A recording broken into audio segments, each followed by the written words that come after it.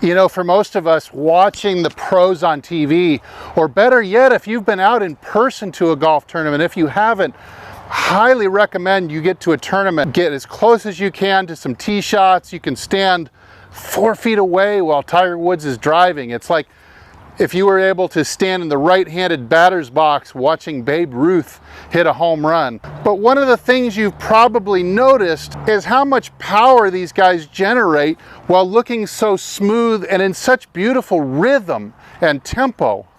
So right after this, we're going to talk about rhythm and tempo, so don't go away.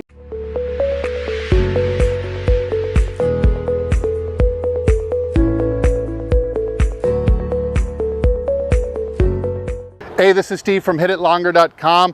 Hey, I'm on a journey to hit longer and straighter off the tee with the driver, longer and straighter in general. If that's also your journey, then you might want to consider hitting the subscribe button and turn on the bell notifications so that you get a warning of the next time I come out with a video like this. So today we're talking about rhythm and tempo. One of the kind of advanced masterclass ideas, when you're able to get, you know, the mechanics of your swing down. This is what Mike Austin used to say. This is like the higher level of setting it to music. See, Mike Austin was very musical. He could sing opera in several different languages.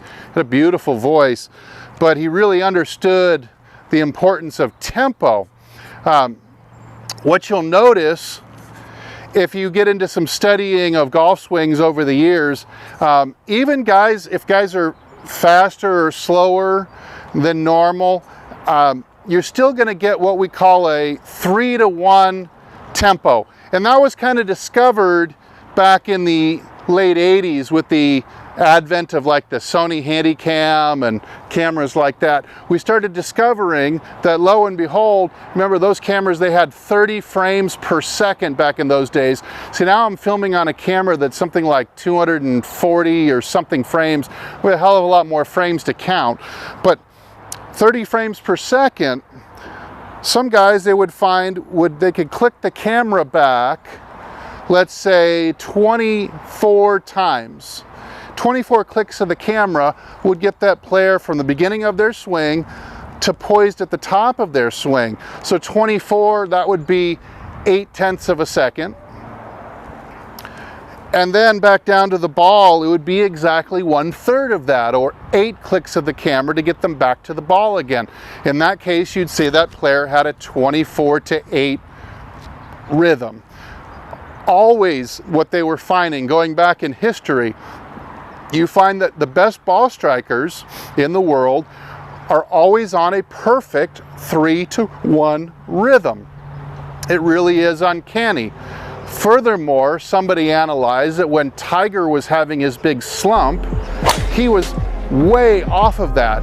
He was too quick. He was like 2.5-to-1, which means he was really rushing his transition, wasn't finishing his swing and getting that brief little pause.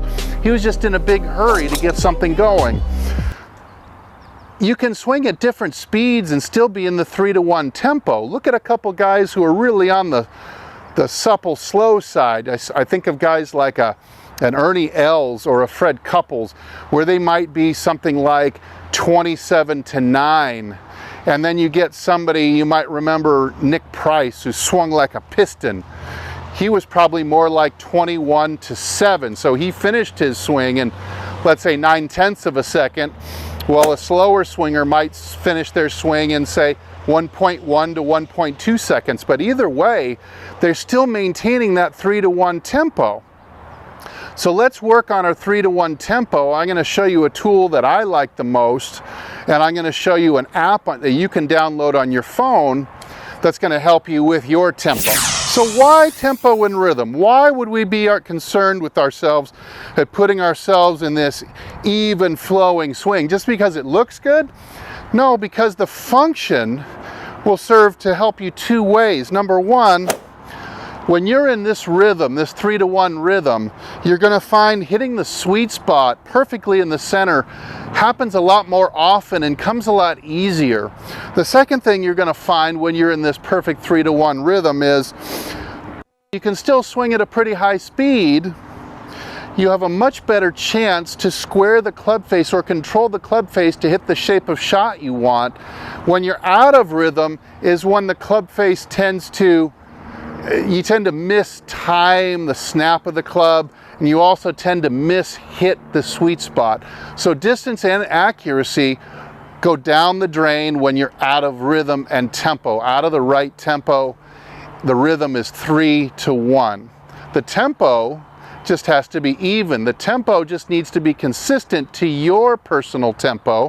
Whether you're a fast swinger or a slow swinger makes no difference to me, as long as you do it the same every time and you adhere to the 3-1 rule. So I have the orange whip here. This is available on my site, cheaper than Amazon, by the way. Just a little ad. I love this thing for a couple different purposes. One you're going to see today. I love this for allowing you, or almost forcing you, to swing in rhythm. Now what I like to do is use the pendulum principle in my swing. Notice here that I'm just letting this swing like a pendulum. It's not a true pendulum, of course. It's just a rudimentary example of a pendulum. What you notice here is that the shaft of this thing stays very straight because gravity is acting on it, and it's actually pulling out through the head of this thing, therefore pulling the shaft straight.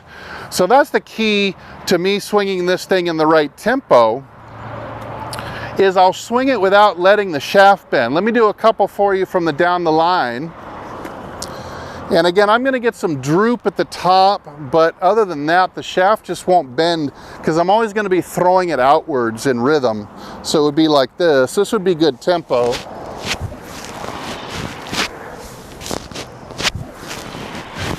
You notice how the speed just kind of gradually builds as I start down. I have to remind myself of this sometimes when going for a bigger drive so I don't get out ahead of myself and rush that transition period that we need to get a proper 3-1. So it's, and then you can always speed it up. You know, I can add speed to this while staying in the same rhythm. It would look like this.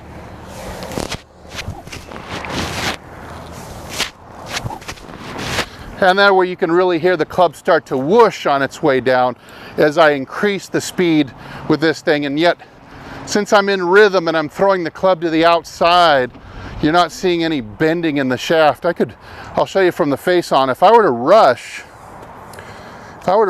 this, see, the shaft would bend. If I try to jump ahead of the 3-1 or the natural rhythm of gravity, now watch as I'll get my rhythm and tempo better. The shaft won't bend. See, it looks very unhurried, very smooth all of a sudden, instead of looking rushed or effortful or strong. Instead, I'm swinging smooth, and yet the club is moving at a really nice pace. So I like to swing with the orange whip pretty much every day just to establish and build my smooth rhythm, because if I'm ever going for some big drives out on the course, like on a par 5, sometimes my tendency is to get a little bit rushed. That's the case for a lot of golfers, especially if they're under a little bit pressure, or let's say you're playing in a club championship or a match play or something, and golfers will tend to get out of their rhythm and have a really bad day just because of their rhythm was off. So now let me show you the app I was talking about. This isn't my favorite one. Back when I used to use Android phones, there was one that I really liked called Metronome Beats. So you want to look for that if you're on an Android phone. It's an app called Metronome Beats. This one is just called MetroTimer for the iPhone. I probably could find something better if I looked even harder, but this one works all right. So I just go hit the App Store button on the home page of my phone. I search for MetroTimer. It's a free app. It's very simple. I can control the tempo, and I'll turn up the volume so you can hear it in the microphone here. I'm going to set it on 180 beats per minute. We'll hold it up to the microphone. What I liked about the other one, the metronome beats, is that you could put an accent on one of the beats. Here we're just going to have to make it up in our own head. So you're hearing a waltz count. 1, 2, 3, 1, 2, 3, 1, 2, 3, 1, 2, 3.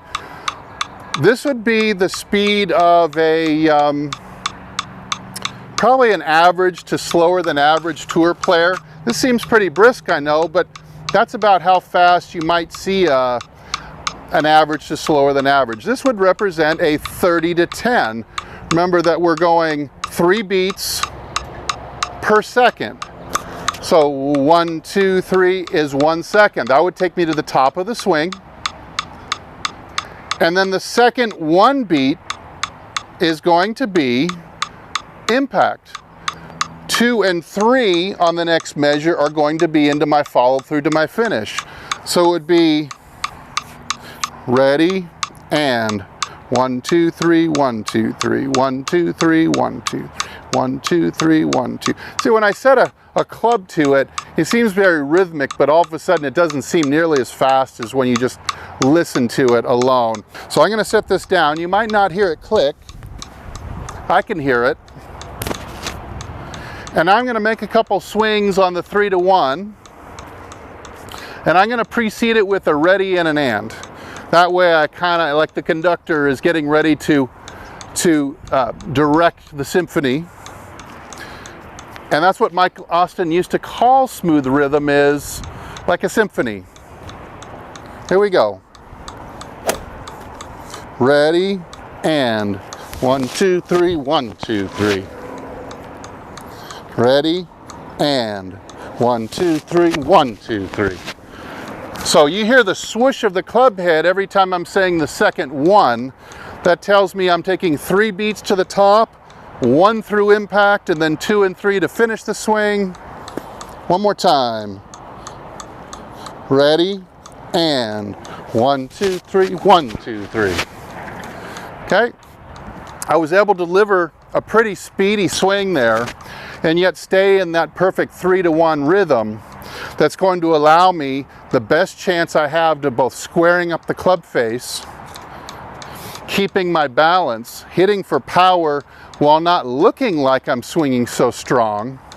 All the great benefits that go with good rhythm and tempo. Now, when you download this app, if this is too fast or too slow for you, feel free to speed it up, slow it down, find your own rhythm or sense of speed to your swing, as long as you are adhering to that consistent 3 to 1 and you keep it the same pretty much. So I would train with this, and what you do is swing with this every day, but especially swing and warm up with it and establish your rhythm at every range session by swinging it about 10 or 15 times in a row. That's also what I would do right before I step to the first tee of an important match. Like maybe I get done on the range and I'm gonna move over to the first tee. I'm just gonna establish this rhythm over and over the same, and I'm gonna remind myself of that as my only swing thought when I step onto the first tee, is just swing smooth and in rhythm. At that point, all the hay's in the barn, not gonna make much difference thinking about mechanics at that point. Let me show you a couple from the face on now. I've got it set at 180 beats per minute again. That's 3 per second. Here we go. I'm going to count it this time because maybe you can't hear the clicks. Here we go. Ready and 1, 2, 3, 1, 2, 3. Ready and 1, 2, 3, 1, 2, 3.